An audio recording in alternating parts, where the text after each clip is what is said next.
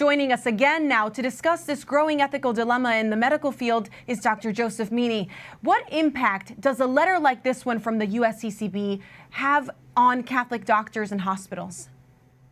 So it's very important because it basically reaffirms Catholic teaching, but it goes specifically to the issue of Catholic healthcare and Catholic healthcare professionals and what they can and cannot do based on Catholic teaching. I think it's very, very important guidance. Now, Dr. Meaney, why was this necessary? Are there challenges in hospitals and for doctors who are Catholic hospitals, doctors that are living with their faith, that merited this document? Isn't this intrinsic connection between the body and the soul something the Church has always taught? That's correct, yes. And actually, I think we're in a period of incredible cultural confusion, but also a huge amount of pressure, also from the government and from other different institutions.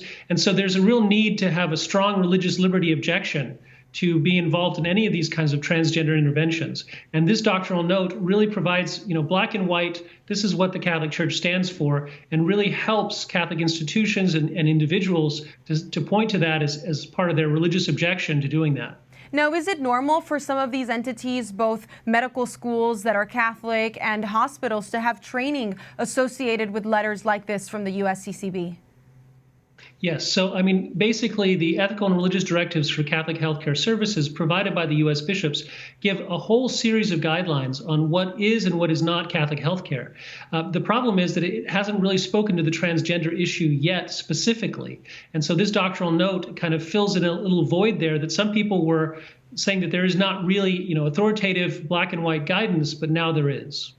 So let's talk about the mental health issue very quickly. Ted Lasso's team was just on Capitol Hill last week talking about mental health. And this document from the USCCB stresses a pastoral approach that is cognizant of reinforcing church teaching.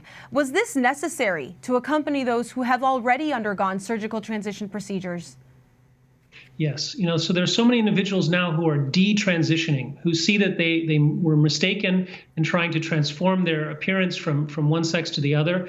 And there's a real need, I think, to prevent particularly young people, and the document goes into that, from being kind of railroaded into irreversible changes in their bodies through puberty blockers and cross-sex hormones and even surgeries. That pastoral, just really quickly, that pastoral initiative, what does that look like from a doctor's perspective?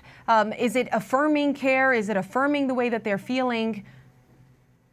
No. So essentially what has to be affirmed is the person's biological sex and the fact that, male and female, God created us, and we have to accept who we are rather than try to change it. I think Pope Francis said it very well when he said, there's a real temptation today to go against God the Creator and to reject how we were created to recreate ourselves. But there's a certain humility in saying, look, I was created male or female, and I should develop in that way. So there's no possibility that I have a soul in the wrong body, etc. Those are very ancient sort of mistaken opinions. Well, we're grateful for the clarity on this from you and from the bishops. Thank you so much, Dr. Meaney. Thank you.